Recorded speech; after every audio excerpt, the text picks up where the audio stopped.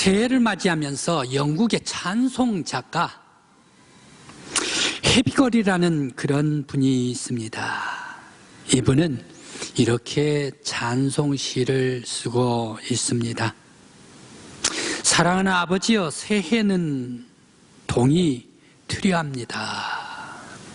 새해는 주 안에서 살게 하옵소서.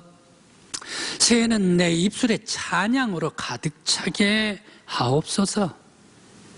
새해는 봉사하게 하옵소서. 새해는 사랑하게 하옵소서. 새해는 주의 복음을 증거하는 해가 되게 하옵소서. 새해는 거룩한 일을 하게 하옵소서. 하나님이시여, 이제 새해에 동이 필요합니다. 땅에서나 들에서나 집에서나 바다에서나 주를 위하는 해가 되게 하소서라고 기도를 찬송시를 썼습니다. 오늘 우리들도 2023년 새해를 맞이해서 여러분들의 하루하루가 늘 찬양하는 생활이 되게 해주시고 사랑하는 삶이 되게 해주시고 주 앞에 헌신하며 주를 위한 해가 되기를 간절히 기원합니다. 오늘 성경의 본문 말씀은 솔로몬 왕이 임금님이 성전을 짓게 되었습니다. 성전을 짓게 되고 오늘 성경 말씀 속에서는 성경 외벽을 전부 다 완성시켰습니다. 남은 것은 실내 장식입니다. 실내 장식임에도 불구하고 이 실내 장식도 거의 다 마쳤습니다. 지성소에 언약궤 그리고 금으로 만들었죠. 성소에 금 향단 있죠. 금 등잔대가 있죠. 금 진설병이 있죠. 지성소와 성소의 문 틈 사이에 거기에 문이 있는데 거기 문 휘장도 이 문도 돌적이도 금으로 입혀서 만들었죠. 그러면서 마당에 성정 뜰에서 여러 많은 바다라든지 아니면 또 제단이라든지 이런 모든 것들도 다 완성시켰습니다. 남은 것은 꼭 하나였습니다. 성전 놋 기둥을 세우는 말씀이 오늘의 성경 말씀입니다. 이 놋 기둥을 세우려고 하는데 왜 솔로몬은 이방 나라의 저 레바논의 히람을 데리고 와가지고 놋 기둥을 세웠을까? 이방 사람 아닙니까?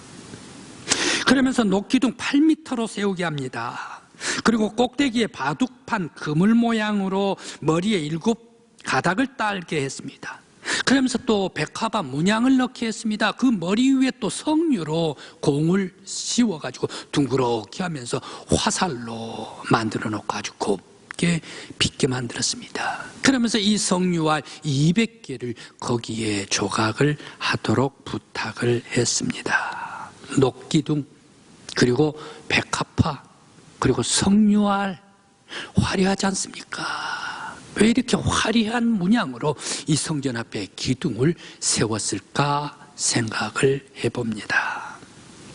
그리고 왜 이 2 기둥을 성전 주랑들 맨 앞에 세워놓고 오른쪽 기둥에다가는 이름을 야긴이라고 하고 왼쪽 기둥에는 보아스라라고 이름을 지었을까? 우리 교회도 지금 강단의 양쪽에 기둥이 있습니다. 2 기둥이 나타난 이유가 바로 이 솔로몬 성전의 야긴과 보아스, 바로 이것 때문에 양쪽 기둥을 세워 놓았습니다.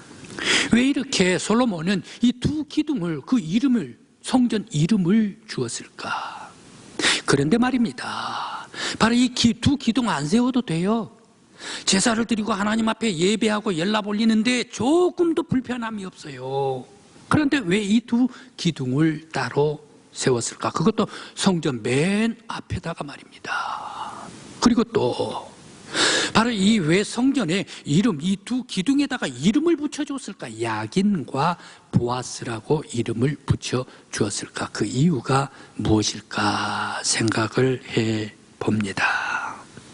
먼저 히람, 레바논의 히람을 불러드렸던 이유가 있습니다.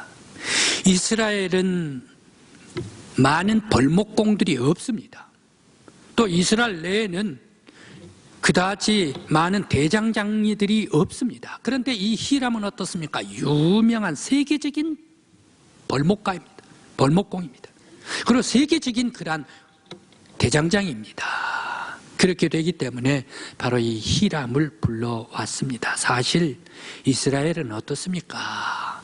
이스라엘 땅, 여러분들 성지순례 딱 가보면 이스라엘 땅은 어떻습니까? 모두가 다 사막, 남쪽은 네게브 사막이요, 또 거기에 광야가 있죠. 조금 올라오면 모래땅이죠. 모래땅 조금 올라오면 풀이 조금 나는데, 그러한 땅과 풀이, 모래와 풀이 나는 바로 그곳에 고향이 누구입니까? 베들레헴이 있습니다. 그곳에 양을 칩니다. 세상에 프랑스를 여행하면서 양들이 있는 것을 보고 바로 또 이스라엘에 여행을 하면서 양을 여치는 것을 보았는데, 프랑스 양들은 띠룩띠룩 살이 쪘을 것 같아요. 풀잔디가 너무너무 좋아요.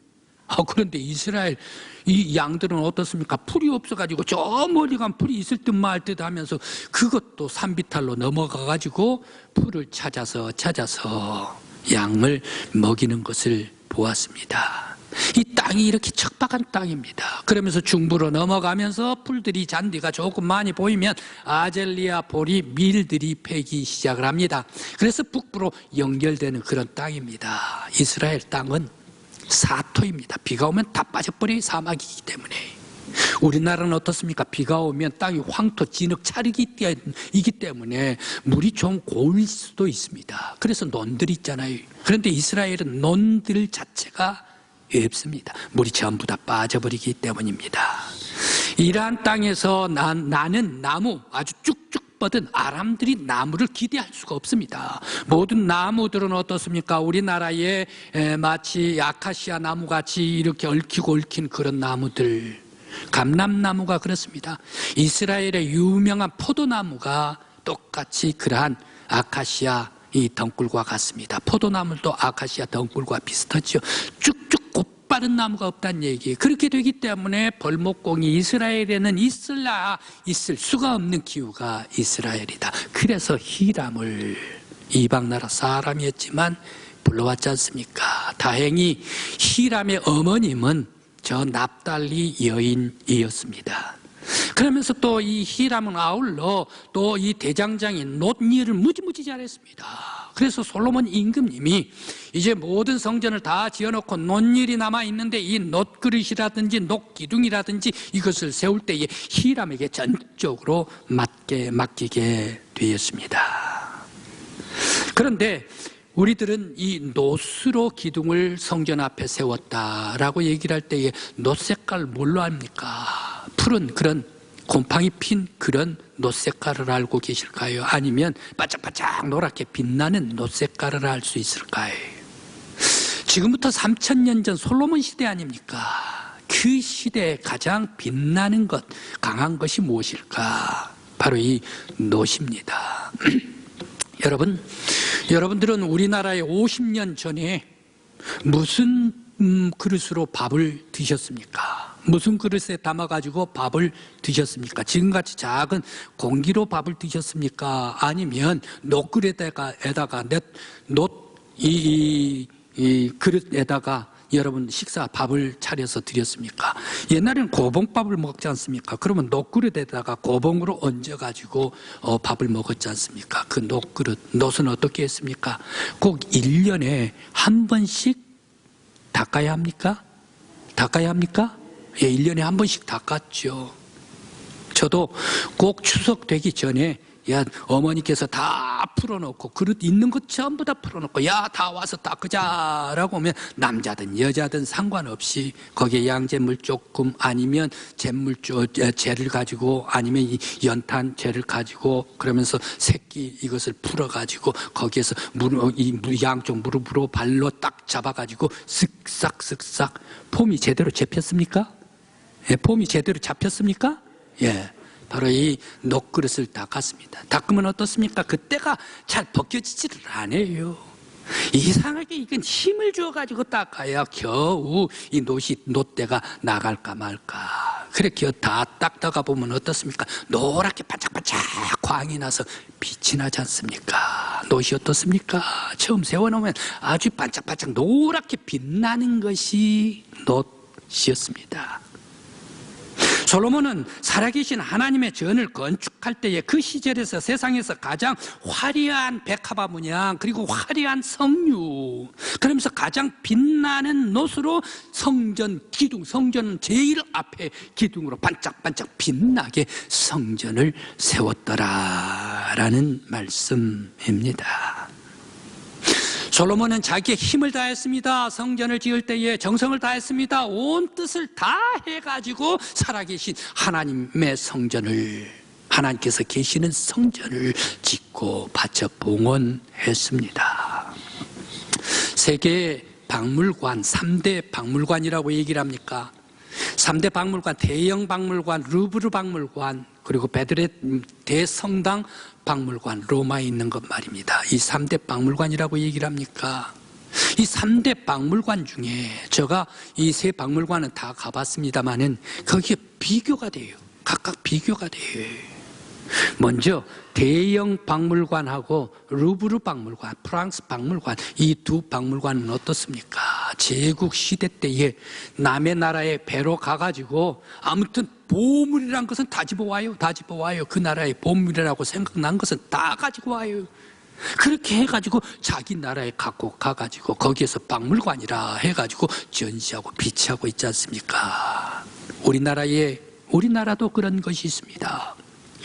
1876년인가요? 이 프랑스가 와가지고 훈요 사건 때문에 프랑스가 침공을 옵니다. 그렇게 해가지고 황사의 백스 사건 때 말입니다. 그렇게 해가지고 강화도가 함락이 돼버립니다. 그 프랑스 사람들이 어디까지 옵니까? 궁궐까지 옵니까? 그렇게 해가지고 궁궐에 있는 규장각을 빼뜨려가지고 프랑스에 가져갔지 않습니까? 그래서 자기네 박물관에 떡하니 갖다가 놓았던 것이 규장각, 우리나라 거 말입니다. 이렇듯 프랑스나 영국 박물관은 모든 나라의 귀한 보물들이라는 있는 것은 전부 다 가지고 옵니다. 큰 건축물도 톱으로 썰어가지고 배에다가 실어가지고 자기 마을에 와가지고 자기 박물관에 와가지고 두두두 세워놓은 것이 대형 박물관이고 프랑스 루브르 박물관 아닙니까? 훔쳐온 박물관입니다. 그런데 베드로 대성당 로마의 박물관은 어떻습니까? 전혀 성격이 다릅니다. 전혀 다릅니다. 바로 이 대성당은 어떻습니까? 성전, 하나님의 전입니다. 하나님의 전, 하나님께서 살아 역사하신 전입니다. 믿음의 많은 성도들이, 작가들이 많이 있습니다. 작품 활동하는 사람들이 많이 있습니다. 그 사람들이 내 그림 이 하나님께 바쳐드리겠습니다. 내가 최선을 다해서 그린 겁니다. 내 작품이 이것을 하나님께 바치고 싶습니다. 하나님의 전에 바치길 원합니다. 라고 해가지고 자기의 최선을 다해가지고 그리고 작품 활동했던 것을 하나님 앞에 바쳐드리기 위해서 성전에 베드로 대성당에 바치면서 이것 좀 전시해 주십시오. 내 평생에 하나님의 전에 내 작품이 전시되는 것만으로도 나는 감사할 뿐입니다. 라고 바친 것이 베드로 대성당의 전시물 작품들 아닙니까? 바로 이 솔로몬은 어떻습니까? 베드로 대성당의 작품을 작가들이 바친 것과 같이 솔로몬도 자기의 힘을 다해서 성전을 지었습니다. 자기의 정성을 다해서 성전을 지었습니다. 그러면서 아름다운 문양으로 깎고 조각하고, 그러면서 가장 반짝이는, 그 시대 가장 빛나는 것으로 성전을 지어가지고 살아계신 하나님 앞에 바쳐 드렸습니다.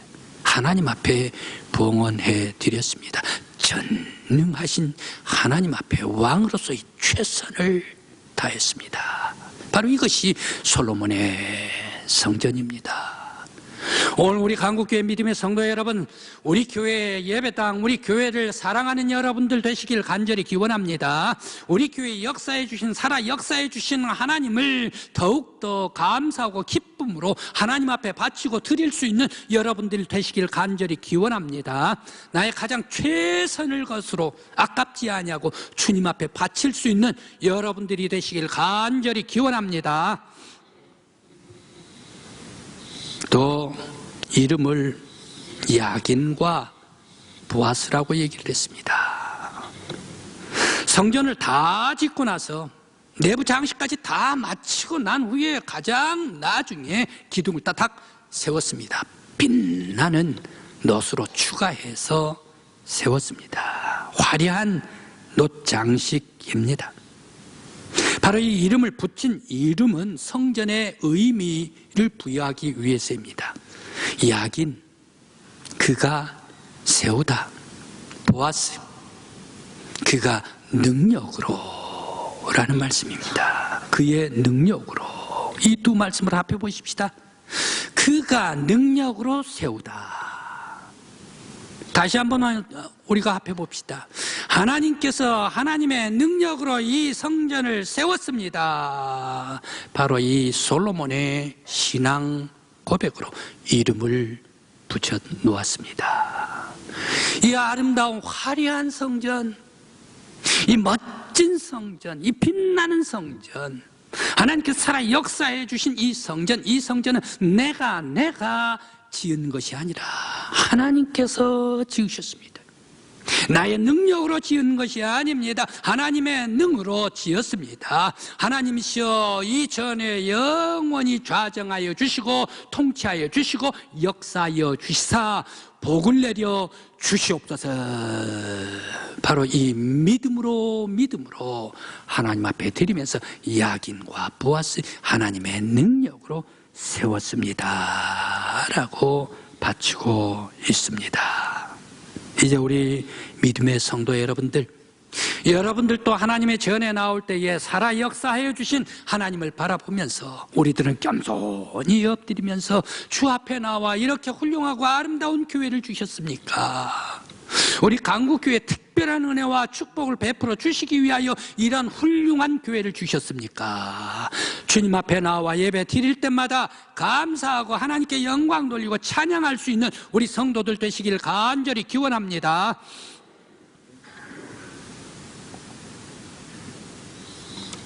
이제 솔로몬은 자기의 걸작품 성전을 하나님 앞에 지어 봉헌했습니다. 여러분들은 어떻습니까? 여러분 모두들은 다 하나님의 걸작품들입니다. 실패작이 아닙니다. 졸작품이 아닙니다. 우리 강국교회 믿음의 모든 성도 여러분들은 하나님께서 창조해 주시고 하나님께서 지어주신 위대한 하나님의 걸작품이 여러분들인 줄 믿습니다. 하나님의 걸작품이라면 우리의 마음속에 무엇을 간직해야 합니까? 하나님의 거룩한 성품을 간직해야죠. 여러분들이 하나님의 걸작품이라면 우리의 영혼에는 무엇이 들어와 있어야 되겠습니까? 바로 예수의 은혜가 우리의 영혼에 들어와 빛나야 할 줄 믿습니다.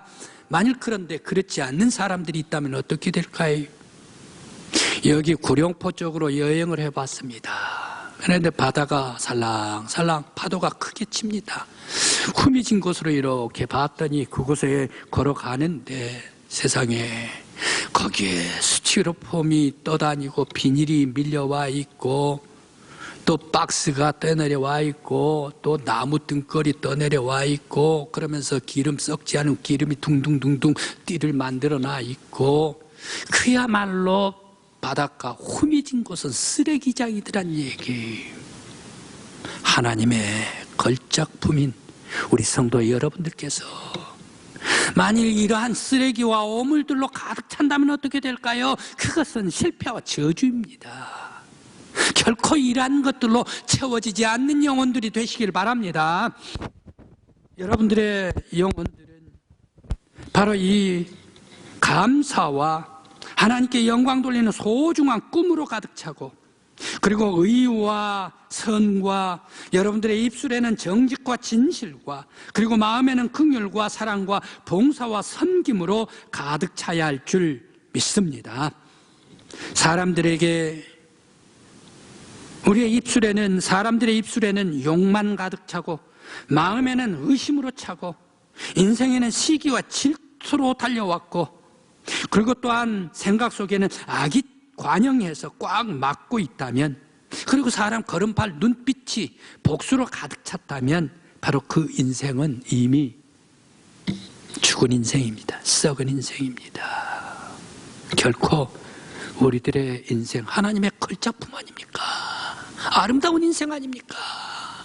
2023년 새해 주셨지 않습니까? 이 새해 무엇으로 우리가 채우시겠습니까? 하나님의 거룩한 형상, 선함을 담고 예수 그리스도의 빛나는 사랑과 용서를 우리의 영혼 속에 뿜어내면서 성령의 역사심을 받아 가는 곳곳마다 하나님의 아들, 딸들로 그리스도의 향기를 빛낼 수 있는 우리 강국교회 믿음의 성도들 되시기를 간절히 기원합니다.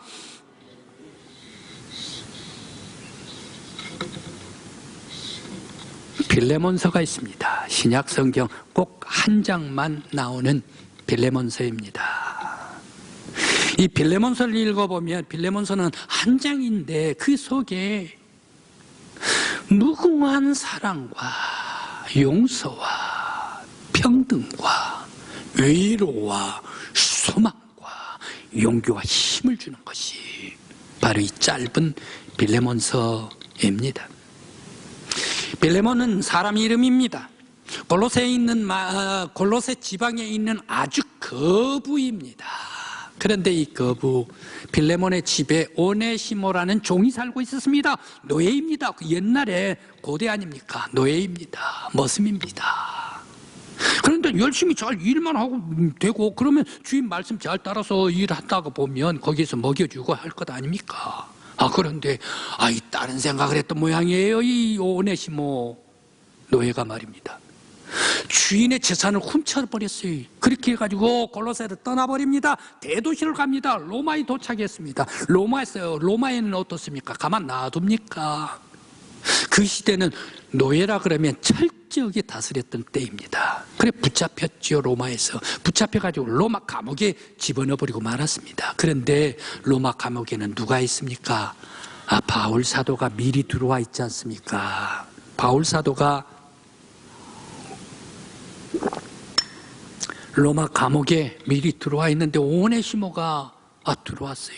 바울이 가만둡니까? 바울은 이 노예라도 종이라도 복음을 증거하죠. 예수를 알게 하죠. 그러면서 그 신앙을 성숙하게 만들죠. 회개하게 만들죠. 그러면서 거듭난 사람으로, 예수의 사람으로 만들어 놓았습니다.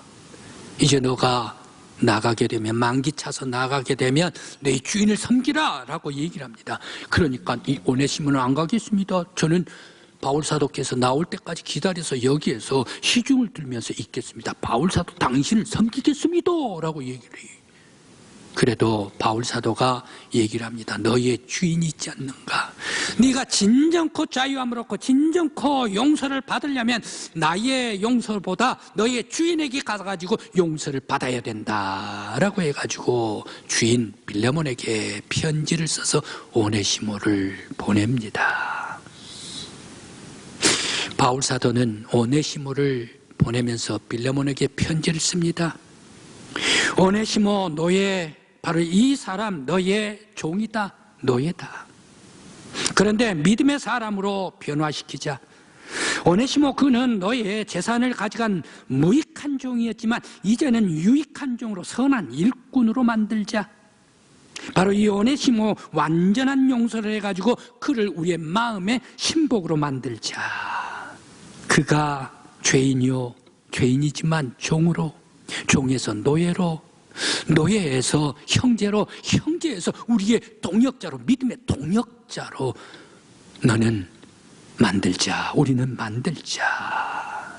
그래서 특별히 파격적인 사랑으로 그를 용서해 주기를 구하면서 동역자로까지 맞이하라 라고 편지를 보냅니다.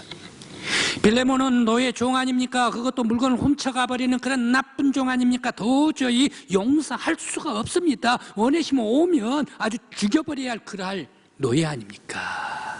바울 편지를 딱 빌레몬이 바꿔서 예수 안에 있는 바울, 예수 안에 있는 빌레몬, 예수를 믿기 시작한 노예 오네시모 어떻게 했습니까? 그 주인이 종 노예를 오네시모를 영접합니다. 예수의 사랑으로 용서해버리고 그를 품어줍니다. 종에서 형제로 맞아들이고 있습니다.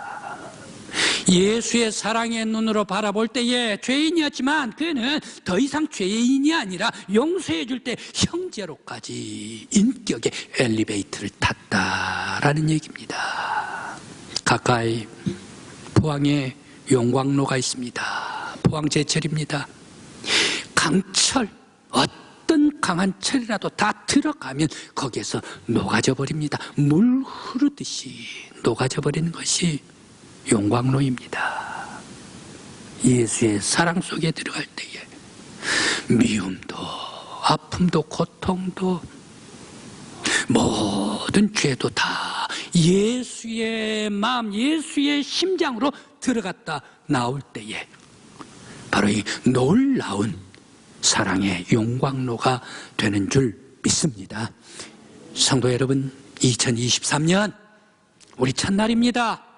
첫날 하나님께 예배드리면서 우리들은 무엇을 각오를 할까요? 우리의 가슴에는 하나님의 뜨거운 용광로와 같은 사랑을 품고 우리의 머리에는 예수 그리스도의 따뜻한 용서와 아름다운 섬김의 삶 관을 쓰고서 이제 우리 2023년 새해에 힘차게 빛나게 달려나갈 수 있는 우리 강국교회 믿음의 성도들 되시길 간절히 기원합니다. 기도드리시겠습니다.